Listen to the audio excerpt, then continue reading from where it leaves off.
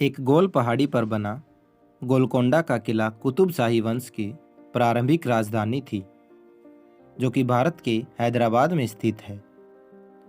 गोलकोंडा किले का निर्माण सबसे पहले काकतीय लोगों ने कोंडापल्ली किले की तर्ज पर पश्चिमी रक्षा के हिस्से के रूप में करवाया था। शहर और किले एक ग्रेनाइट पहाड़ी पर बनाए गए थे, जो 120 मीटर ऊंची थी।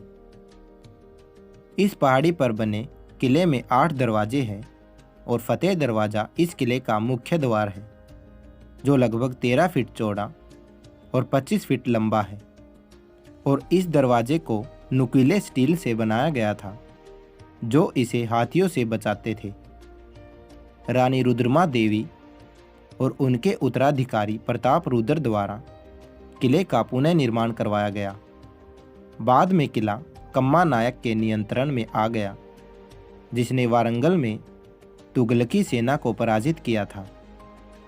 गोलकोंडा का किला अपनी जादुई ध्वनिक प्रणाली के लिए भी जाना जाता है। इस किले का उच्चतम बिंदु बाला हिसार गेट है।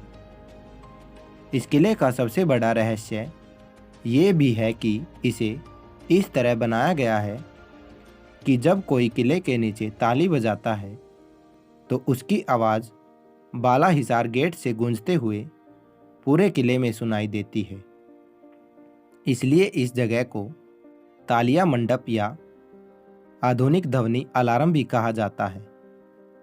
इस किले के बारे में ऐसा भी माना जाता है कि किले में एक रहस्यमयी सुरंग थी, जो किले के निचले भाग से होकर बाहर निकलती है। इस सुरंग का इस्तेमाल पहले आपातकालीन स्थिति में शाही परिवार के लोगों को सुरक्षित बाहर पहुंचाने के लिए किया जाता था। किले के भीतर महलों, कारखानों, पानी की आपूर्ति प्रणाली और प्रसिद्ध रहबन तोप कुछ प्रमुख आकर्षण हैं। इसके साथ ही किले में कुतुब शाही राजाओं की कब्रें हैं।